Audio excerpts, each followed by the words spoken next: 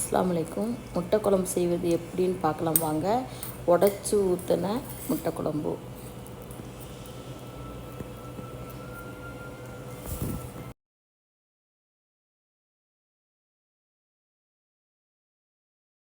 இதுக்கு தேவையான பொருட்கள் எல்லாம் இதில் எடுத்து வச்சுருக்கிறேன்.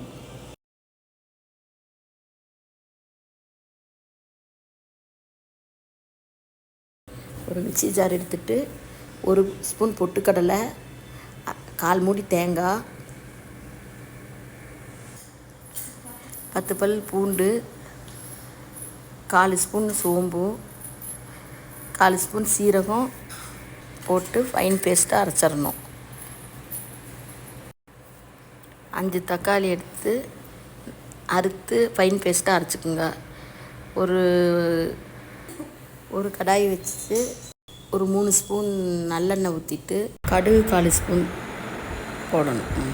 வெந்தயம், சீரகம், கருவேப்பிலை போட்டு நறுக்கின சின்ன வெங்காயத்தை போட்டு நல்லா கிளறி விட்டுட்டு மிளகாத்தூள் 1 ஸ்பூன், மல்லித்தூள் 1 ஸ்பூன், 1/4 ஸ்பூன் மஞ்சத்தூள் போட்டு நல்லா கிளறி விட்டுட்டு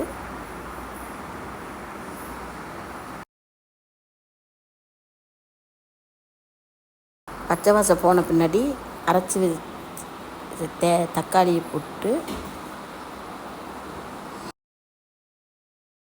2 கொதி வந்த பின்னாடி தேங்காவெல்லாம் அரைச்சி வச்சது இதில் ஊற்றிடணும்.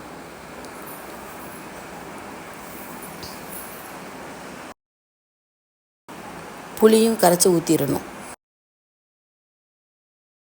தேவையான அளவு உப்பு போட்டுட்டு சிம்மில் வச்சு நல்லா கொதிக்க வச்சிடணும். மசாலா வாசமெல்லாம் போன பின்னாடி முட்டையை உடச்சி ஒவ்வொன்றா ஊற்றணும். ஊற்றிட்டு 10 நிமிஷம் சிம்மில் வச்சிடணும். 10 நிமிஷம் கழித்த பின்னாடி திருப்பி ஒவ்வொரு முட்டையாக எடுத்து திருப்பி போட்டால் நல்லா வெந்திருக்கும். டேஸ்டான முட்டை குழம்பு ரெடி. சாப்பாட்டுக்கு, இட்லி, தோசைக்கெல்லாம் சூப்பராக இருக்கும். சப்பாத்திக்கெல்லாம் இது டேஸ்ட்டு நல்லாயிருக்கும்.